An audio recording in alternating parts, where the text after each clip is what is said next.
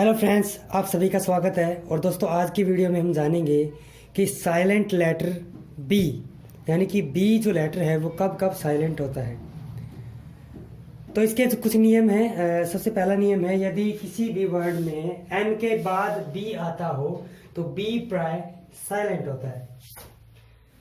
आप कभी कभी मान लीजिए कोई टीचर आपको बता रहा है तो वो आपको ये भी बता सकता है कि बी से पहले यदि एम आया हो, जैसे बी के पहले एम आया हुआ, जैसे कि मैंने बोला है कि एम के बाद बी आया हो या फिर बी से पहले एम आया हुआ, तो आपको ये भी सुनने को मिल सकता है। पर आपने ये ध्यान रखना है कि एम और बी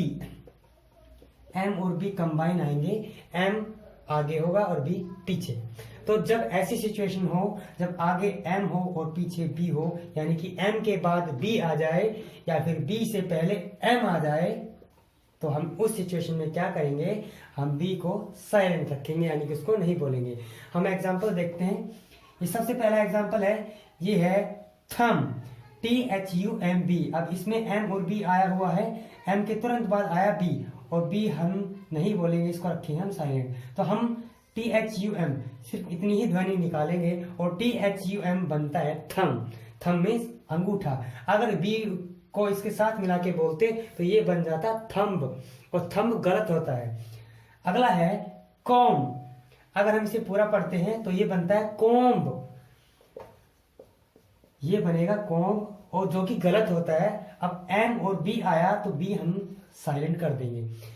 बी साइलेंट होने की वजह से सी, ओ और एम, इन तीनों अक्षरों की ध्वनि आएगी, तो COM बनता है कॉम। Com means कंघा। अगला है लैम, LAMB।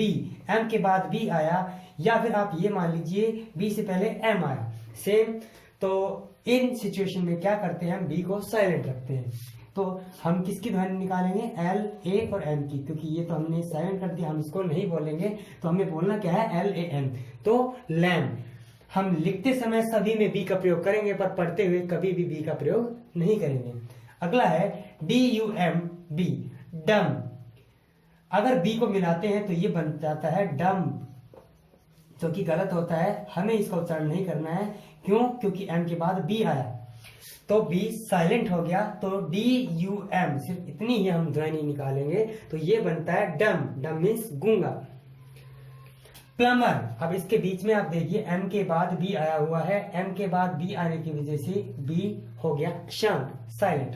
तो हम इसको और इसको अलग अलग बोलेंगे, तो प्लम, PLUMER भी नहीं बोलेंगे, तो ये बना प्लमर। प्लमर होता है नलबाज, जो आपके घर की जो टूटियां होती हैं उनको ठीक करते हैं।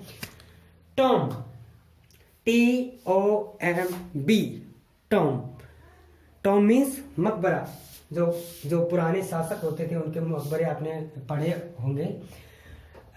Baum, BOMB। एम के बाद बी आया फिर से, क्योंकि इन सभी एग्जाम्स में बी में के बाद एम के बाद बी आया हुआ है और बी को हम साइलेंट रखते हैं। तो BOM सिर्फ इतनी ही हम ध्वनि निकालेंगे। तो bomb, bomb means bomb. Climb. अगर हम बी को इसके साथ मिलाकर बोले तो ये बनता है क्लाइंब, जो कि गलत होता है। क्यों? क्योंकि एम के बाद बी आया हुआ है, तो हमने बी को कर दिया साइलेंट। तो CLI और M सिर्फ इतना ही हम बोलेंगे, बी को रखेंगे साइलेंट। तो ये बन जाएगा क्लाइंब। क्लाइंब मीन्स चढ़ना। दोस्तों, अगला जो हमारा नियम है वो है, यदि T से पहले B हो तो वहां पर B प्राय साइलेंट होता है। For example doubt. अब देखिए, जैसे कि हमने नियम में लिखा है T से पहले B हो, तो यहाँ T आया हुआ है, T से पहले B आया हुआ है, तो हम यहाँ पर B को कर देंगे साइलेंट। ठीक, यहाँ पर भी T से पहले B आया है, यहाँ पे कर देंगे साइलेंट, और T से पहले B आया है, यहाँ पर कर देंगे साइलेंट। अब हम इसका उच्चारण करके देखते हैं कि हम इसको कैसे पढ़ेंगे। देखिए, DOUBT, ये बनेगा डाउट। डाउट मीन्स संदेह। अब डाउट से डाउट लेस भी बनता है, निसंदेह, यानी कि कोई शक नहीं। और डाउट से डाउटफुल भी बनता है, वो सेम टू सेम इसी से ही बनेंगे। और अगला है डेट, DEBT। हम इसको डेब्ट नहीं बोलेंगे, हम बी का उच्चारण नहीं करेंगे। क्यों? क्योंकि टी से पहले बी आया हुआ, तो ये बनता है डेट। डेट मीन्स ऋण या कर्ज। अगला SUBTLE, ये बनता है सटल। हम इसको सटल नहीं कह सकते क्योंकि टी से पहले बी आया हुआ है, इसलिए हमने बी को कर दिया साइलेंट। तो बी को साइलेंट करने की वजह से बी की ध्वनि नहीं आई और उसकी वजह से हमने इसको पढ़ा सटल। सटल मीन्स सूक्ष्म या जटिल या बहुत ही कोई महीन चीज होती है, उसे बोलते हैं हम सटल।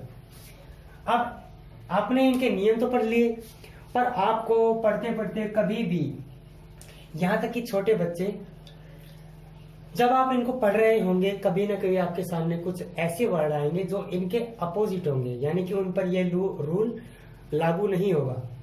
अगर आपके सामने वो वर्ड आ जाते तो आप कंफ्यूज हो जाओगे कि हम अब इसमें बी बोले या ना बोले। देखिए, मुझे अब फिलहाल कुछ एग्जांपल्स याद आ रहे हैं, जैसे कि मान लीजिए मैं लिखूं कंबाइन, कॉम्बैट, सब्ट्रैक्ट। अब आप इन तीनों वर्ड्स को देखिए। अब आपको एक चीज दिखेगी इसमें कॉमन, कि जो हमारा नियम था उसके हिसाब से इसमें बी से पहले एम आया हुआ है, यानी कि एम और बी एक साथ हैं। एम के बाद बी आप देख पा रहे हैं। एम के बाद यहां पर भी बी आया हुआ है, यानी कि एम और बी एक साथ, यहां पर भी एम और बी एक साथ। पहला नियम तो ये था हमारा कि एम और बी एक साथ हो, पहले एम और बाद में बी। पहला नियम ये है। और दूसरा नियम क्या था कि यदि टी से पहले बी आ जाए तो हम वहां पर बी साइलेंट रखते हैं। और हमने इन तीनों के अंदर बी बोला है, जैसे कि कंबाइन,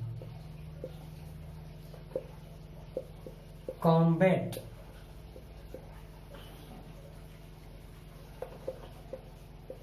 सब्ट्रैक्ट। अब आप सोच रहे होंगे कि इनमें एम और बी एक साथ आया हुआ है और बी और टी भी एक साथ आया हुआ है, फिर भी यहाँ पर बी का उच्चारण क्यों किया जा रहा है?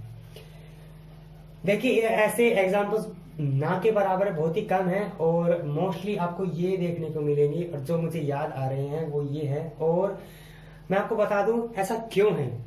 देखिए, जितने भी ये जो 3 एग्जाम्पल्स हमने लिए हैं, उनमें 2 अलग अलग वर्ड मिलकर एक नया वर्ड बना रहे हैं।